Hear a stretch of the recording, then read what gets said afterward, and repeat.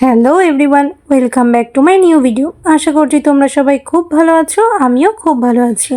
আজ আমি তোমাদের সঙ্গে যে ভিডিওটা শেয়ার করছি সেটা হচ্ছে 6th জুলাই, মানে সোমবারের ভিডিও। আর এখন বাজে ওই বিকেল 3টে সাড়ে 3টে মতো। হঠাৎ করে আমরা আজকে প্ল্যান করেছি বিকেলবেলা এক জায়গায় ঘুরতে যাব।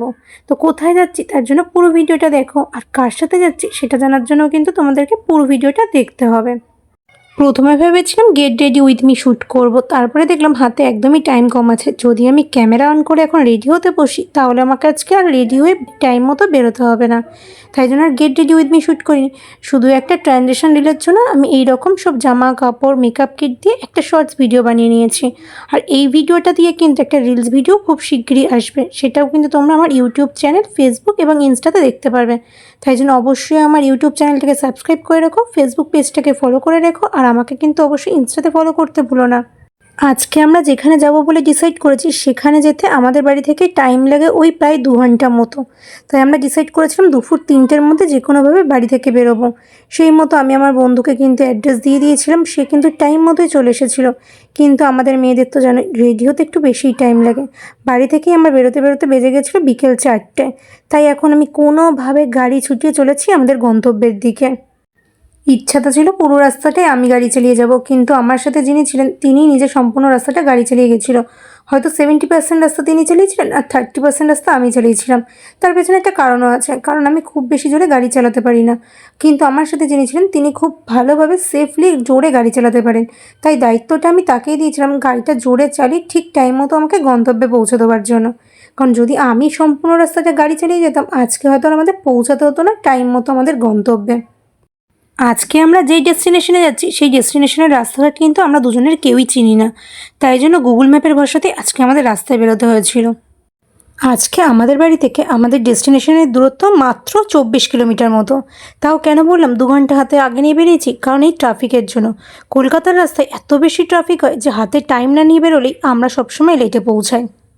অবশেষে ওই বিকেল 5টা সাড়ে 5টা নাগাদ আমরা কিন্তু পৌঁছে গেছি আমাদের গন্তব্যস্থানে। তোমরা কি কেউ গেস করতে পারছো আমরা কোন ডেস্টিনেশনে এসেছি আজকে? যদি বুঝতে পারো অবশ্যই কমেন্ট করে জানিও। তো এখানে আমার সাথে যিনি এসেছেন মানে আমাদের সোমনাথ দাদাভাই, তিনি এখন আমার গাড়িটাকে পার্ক করে দিচ্ছে। আর বিকেল 5টার মধ্যেই এত বেশি ভিড় হয়ে গেছিলো, গাড়ি পার্কিংয়ের ঠিকঠাক জায়গায় ছিল না। যদিও এখানে এসে যদি তোমরা গাড়ি পার্ক করতে চাও, পার্কিংয়ের জন্য কিন্তু কোনো রকম টাকা পয়সা লাগে না। তোমরা চাইলেই খুব ভালোভাবে গাড়ি পার্ক করতে পারবে রাস্তার ধারেই। এতক্ষণে তো তোমরা দেখে অলরেডি বুঝেই গেছো যে আজকে আমাদের ডেস্টিনেশনটা কোথায়। হ্যাঁ, আমরা আজকে চলে গেছিলাম বাবুঘাটে সন্ধেবেলা গঙ্গা আরতি দেখতে। বেশ কয়েকদিন ধরেই আমি ইনস্টাগ্রাম খুললেই দেখছি শুধু গঙ্গা আরতির রিলস আসছে আমার কাছে। সেই দেখে তো আমারও ভীষণ ইচ্ছা করছিল সামনাসামনি বসে গঙ্গা আরতি দেখব। কিন্তু এই মুহূর্তে বেনারস গিয়ে গঙ্গা আরতি সচক্ষে দেখার মতো ক্ষমতা আমার ছিল না। তাই জন্য অনেক রিসার্চ করার পর জানতে পারলাম কলকাতার বুকে বাবুঘাটে গঙ্গা আরতি হয়। তাই আমি আর আমার এক বন্ধু সময় করে বেরিয়ে পড়লাম সন্ধেবেলা গঙ্গা আরতি দেখব বলে। আর এইরকম গরমকালে পড়ন্ত বিকেলে গঙ্গার ধারে বসে যদি চাই না খাই তাহলে কি মানায় বলো? তাই জন্য আমি আর আমার বন্ধু নিয়ে নিয়েছিলাম 1 কাপ করে 2 কাপ গরম গরম চা, যেটা খেতে কিন্তু গঙ্গার ধারে বসে বেশ অ্যাস্থেটিক ফিল হচ্ছিল আমার। আমরা যখন গিয়ে পৌঁছাই তখনও কিন্তু গঙ্গা আরতি শুরু হয়নি, কারণ তখনও বেশ দিনের আলো ছিল। আর গঙ্গা আরতি শুরু হয় মোটামুটি সন্ধ্যের অন্ধকার নামার পরই। তাই আমরা দিনের আলো থাকাকালীন বেশ কিছু ছবি আর ভিডিও করে রেখেছিলাম, যাতে আমরা পরে সেগুলো রিলস হিসেবে পোস্ট করতে পারি। আর এখন বাজে ওই দেখো সন্ধ্যে 6টা, অলরেডি কিন্তু গঙ্গা আরতির জন্য যেখানে গঙ্গা আরতি হবে সেই জায়গাটাকে ডেকোরেশন করা শুরু হয়ে গেছে। আর গঙ্গা আরতির সময় যত এগিয়ে আসছে লোকজনের ভিড়ও কিন্তু ততই বাড়ছে। আমি ঠিক শিওর নয়, তবে ইউটিউব থেকে আমি জানতে পারি এখানে শীতকালে সন্ধ্যা আরতি শুরু হয় কিন্তু বিকেল 5টা থেকে, মানে অন্ধকার নামার পরপরই। আর গরমকালে শুরু হয় সন্ধ্যে 6টা থেকে। তবে আজকে আমরা যেদিন গেছিলাম সেদিন কিন্তু সন্ধ্যা আরতি শুরু হয়েছিল মোটামুটি ওই সন্ধ্যে 6:30 থেকে। তবে 6টার মধ্যে তোমরা চেষ্টা করো এখানে যাবার, কারণ এখানে একটা গঙ্গা মায়ের মন্দির আছে। সেখানে কিন্তু সন্ধ্যে 6টার সময় গঙ্গা মায়ের পুজো হয়। তো তোমরা যদি একটু আগে যাও তাহলে কিন্তু গঙ্গা মায়ের পুজোটাও তোমরা সচক্ষে দেখতে পারবে। আর যদি দিনের বেলায় যাও তাহলে অবশ্যই গঙ্গার ধারে বসে বেশ কিছু ছবি ভিডিও করতে পারবে। আর গঙ্গার ঠান্ডা মৃদু হাওয়াও তোমরা উপভোগ করতে পারবে।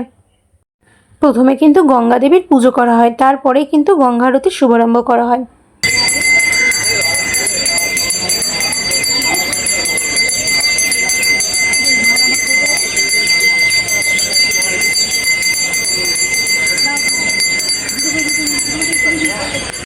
তোমার 6:30টায় কিন্তু গঙ্গা আরতি শুরু হবার কথা ছিল, আর একদম টাইম মতোই কিন্তু গঙ্গা আরতি শুরু হয়ে গেছে। গঙ্গা আরতি চলাকালীন সময় কিন্তু তোমরা একদম গঙ্গার সামনে বসতে পারবে না। তোমাদেরকে গঙ্গার সামনে দুধারে জায়গা করে দেওয়া হবে, সেখানে বসে তোমরা সামনাসামনি কিন্তু গঙ্গা আরতি দেখতে পারো। তবে আমি তোমাদেরকে সাজেস্ট করব, তোমরা যদি গঙ্গা আরতিটাকে সামনে থেকে না দেখে একটু কষ্ট করে দাঁড়িয়ে তোমরা যদি ধার থেকে দেখো তোমাদের আরও বেশি ভালো লাগবে।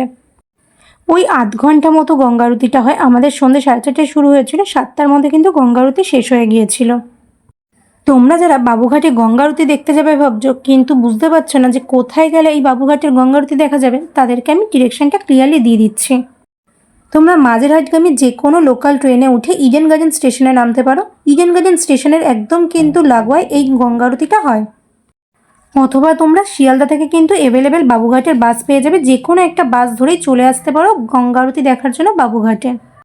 যারা আজ পর্যন্ত একবারও বাবুঘাটে গঙ্গা আরতি দেখতে আসুনি বা অনেক দিন ধরেই প্ল্যান করছো যে বাবুঘাটে আসবে গঙ্গা আরতি দেখতে, তাদেরকে আমি একটাই সাজেশন দেবো, আর বেশি লেট করো না, অবশ্যই একদিন সময় করে বিকেলবেলা চলে এসো বাবুঘাটে এই সন্ধ্যার গঙ্গা আরতি দেখতে। এইটুকু গ্যারান্টি আমি তোমাদের দিতে পারি, তোমরা যখন চোখের সামনে বাবুঘাটের এই সন্ধ্যার গঙ্গা আরতি দেখবে তোমাদের মনে হবে তোমরা লাইফের বেস্ট মোমেন্ট কিছু কাটাচ্ছ এখানে। বাবুঘাটের একদম ঠিক পাশেই যেহেতু মিলেনিয়াম পার্ক, আর তোমরা তো অনেকেই জানো মিলেনিয়াম পার্ক থেকে সন্ধ্যে 5টা বা 6টা নাগাদ একটা ক্রুজ ছাড়ে, 170 টাকা কিংবা 200 টাকা করে ভাড়া নেয়। সেই ক্রুজটাও কিন্তু নদীর একদম মাঝখানে অনেকক্ষণ দাঁড়িয়েছিল শুধুমাত্র এই গঙ্গা আরতি দেখার জন্য। আর তোমাদের তো আগেই বললাম ইডেন গার্ডেন স্টেশনের একদম ঠিক পাশেই যেহেতু গঙ্গা আরতি হয়, তো অনেকক্ষণ পর্যন্ত দেখছিলাম যখন গঙ্গা আরতি হচ্ছিল ট্রেন দাঁড়িয়েছিল। ট্রেনের ভেতরে থাকা প্যাসেঞ্জাররাও কিন্তু ট্রেনের মধ্যে থেকেই গঙ্গা আরতিটাকে উপভোগ করতে পারছিল। आरती तुम्हारी जो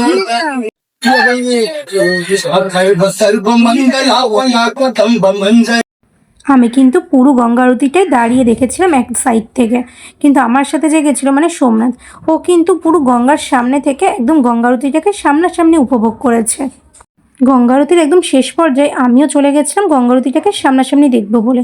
তবে সামনাসামনি দেখার থেকেও আমার সাইড দিয়ে দেখতে কিন্তু বেশি ভালো লেগেছে, কারণ সামনাসামনি দেখলে অনেকটা দূর থেকে দেখতে হচ্ছিলো, অতটা ভালোভাবে ক্লিয়ারলি কিছু বুঝতেই পারছিলাম না, কিন্তু সাইড থেকে বেশ ভালো লাগছিলো দেখতে।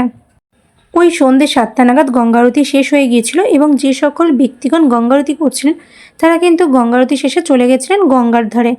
আরতির একদম শেষে কিন্তু আরতির যে পাত্রটি থাকে, মানে যেটাকে আমরা আরতিকা বা নিরাজন বলে থাকি সম্ভবত, সেটি রাখা হয় গঙ্গার তীরের ধারে এবং প্রত্যেক দর্শনার্থী সেখানে যায় সেই আরতির তাপ নিতে। সেই মতো আমি আর আমার সাথে যে বন্ধুটি গেছিল, তো আমরা দুজনেই গেছিলাম সেই আরতির তাপ নেওয়ার জন্য। আর জানো তো এই সন্ধেবেলা যেহেতু জোয়ার ছিল, তাই জন্য গঙ্গায় ভীষণ বড় বড় ঢেউ উঠছিল, তাই জন্য আমরাও গেছিলাম একটু ভিডিও করতে সেই ঢেউয়ের সাথে। কিন্তু যখনই আমি ভিডিও করতে যাচ্ছি তখনই প্রচুর পরিমাণে লোকের ভিড় হয়ে যাচ্ছিল, ঠিক করে আমি একটাও ভিডিও করতে পারিনি। এমন এই যে আরতিকার সামনে গিয়ে যখন আমি আরতির তাপ নিচ্ছিলাম তখনও চেষ্টা করছিলাম একটু ভালোভাবে ভিডিও করব, কিন্তু যতবারই করতে যাচ্ছি কেউ না কেউ চলে আসছে ভিডিওর মাঝখানে, ঠিক করে ভিডিওই করতে পারছি না। অনেকবার রিটেক নেবার পর অবশেষে গিয়ে 2-1টা ভালো ভিডিও করতে পেরেছি আমরা। কিন্তু ভাগ্যটা আমার এতটাই খারাপ, যখন আমি গঙ্গার তীরে গিয়ে ভিডিও করছিলাম তখন আর গঙ্গার তীরে কোনো ঢেউ আছড়ে পড়ছিল না, তখন জল একদম শান্ত হয়ে গেছিলো। তাও ঠিক আছে, যেটুকু করতে পেরেছি সেইটুকুতেই এনাফ। ছবি ভিডিও করতে করতে হঠাৎই দেখলাম গঙ্গার মধ্যে দিয়ে প্রদীপ ভেসে চলেছে। তখন আমি আবার ভাবলাম যে কোথা থেকে এই প্রদীপগুলো আসছে। দেখলাম ঠিক গঙ্গার ধারেই একজন আছেন যিনি বিক্রি করছেন এইরকম প্রদীপ, আর সবাই তার থেকে এরকম 20 টাকা দিয়ে প্রদীপ কিনে গঙ্গার জলে ভাসাচ্ছে একটা উইশ করে। আমি ভাবলাম তাহলে আমিও একটা প্রদীপ কিনে গঙ্গার জলে ভাসিয়ে দেখি যে আমার উইশটা ফুলফিল হয় কিনা। সেই মতো আমিও একটা প্রদীপ কিনে সেখান থেকে একটা দেশলাই নিয়ে সেই প্রদীপটাকে ধরিয়ে গঙ্গার জলে একটা উইশ করে প্রদীপটাকে ভাসিয়ে দিই। জানি না উইশটা ফুলফিল হবে কি না, তবে জানো তো কিছুক্ষণ পর একটা বাচ্চা দেখলাম সেই প্রদীপটার মধ্যে একটা ডাব ছুঁড়ে প্রদীপটাকে ডুবিয়ে দিয়েছে জলের মধ্যে। গঙ্গা আরতি চলাকালীন তোমাদেরকে আমি দেখিয়েছিলাম না যে গঙ্গার ওপর থেকে একটা লঞ্চ ভেসে চলেছে, এই দেখো সেই লঞ্চটা কিন্তু এখন রিটার্ন করছে। গঙ্গা আরতির শেষে যে রিচুয়ালসগুলো ছিল সেগুলো আমরা কমপ্লিট করে আশপাশটা একটু ঘুরে বেশ কিছু ছবি আর ভিডিও করেছি। তারপরে গাড়ি পার্কিং জোন থেকে বার করে এবার আমরা চলেছি বাড়ির পথের দিকে। তবে আমরা ডাইরেক্ট এখন বাড়ি যাব না, আমরা এখন যাব বাগবাজার ঘাটে। আসলে আমার বাড়ির জন্য লাগবে এখন গঙ্গামাটি, তো সেটা আনতে আমাকে এখন যেতে হচ্ছে বাগবাজারে। ভেবেছিলাম বাবুঘাট থেকে একেবারে গঙ্গামাটিটা কিনে নেব, কিন্তু বাবুঘাটের আশেপাশে অনেক জায়গায় খোঁজ করার পরও কোথাও দেখলাম না গঙ্গামাটি বিক্রি হচ্ছে, তাই জন্য বাধ্য হয়ে যেতে হচ্ছে এখন বাগবাজারে আমাদের। গুগল ম্যাপের ভরসায় আমরা এগিয়ে চলেছি এবার বাগবাজারের দিকে, কিন্তু আমাদের আর প্রপারলি বাগবাজার পর্যন্ত যেতে হয়নি। শোভাবাজারের কাছেই দেখলাম এক জায়গায় গঙ্গামাটি বিক্রি হচ্ছে, তাই আমি স্কুটি থেকে নেমে সেখান থেকে নিয়ে নিয়েছিলাম এক ডালা গঙ্গামাটি। এবার চলেছি আবারও গুগল ম্যাপের ভরসায় বাড়ির পথের দিকে।